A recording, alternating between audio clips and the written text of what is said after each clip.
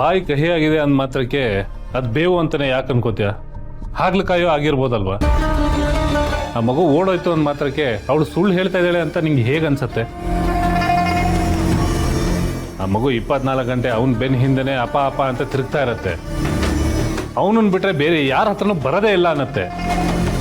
ಇದನ್ನೆಲ್ಲ ನೋಡ್ತಾ ಇದ್ರೆ ಅವನೇ ಆ ಮಗು ನಿಜವಾದ ತಂದೆ ಅಂತ ಅನ್ಸತ್ತೆ. ಏನಾಗಿದೆ ಅದನ್ನು ನಿಮ್ಗೆ? ಅಲ್ಲ, ನಿಮ್ಮ ಅಣ್ಣನ ನಂಬ್ಸೋದಿರ್ಲಿ, ನಂಗೆ ನಿಮ್ ನಂಬ್ಸೋದೇ ಒಂದು ದೊಡ್ಡ ಕಷ್ಟ ಆಗೋಗಿದೆಯಲ್ಲ. ಅಲ್ಲ, ನೀವೇ ನನ್ನನ್ನ ನಂಬಲಿಲ್ಲ ಅಂತಂದ್ರೆ ಇನ್ಯಾರು ನಂಬ್ತಾರೆ ಹೇಳಿ? ಅದನ್ನೇ ನಾನು ಹೇಳ್ತಾ ಇರೋದು. ನಾನು ನಿನ್ನ ಮಾತನ್ನು ನಂಬಕ್ಕಾಗ್ತಾ ಇಲ್ಲ ಅಂದಮೇಲೆ ಅಣ್ಣ ನಿನ್ನ ಮಾತನ್ನು ಹೇಗೆ ನಂಬ್ತಾನೆ? ನೋಡು, ಇದಕ್ಕೆಲ್ಲ ಬಲವಾದ ಸಾಕ್ಷಿ ಬೇಕು. ಮಗು ಎದ್ದು ಓಡೋಯ್ತು, ಮಗು ಅಳ್ತಾ ಇದೆ, ಮಗು ಮಲ್ಕೊಂಡಿದೆ, ಮಗು ಬಿದ್ದೋಯ್ತು, ಇದೆಲ್ಲ ಸಾಕ್ಷಿ ಆಗಲ್ಲ. You are right. ಅವ್ನು ದೀಪಕ್ ಅಲ್ಲ ಅಂತ ಪ್ರೂವ್ ಮಾಡಕ್ಕೆ ನಾವು ಬೇರೆ ದಾರಿನೇ ಹಿಡಿಬೇಕು.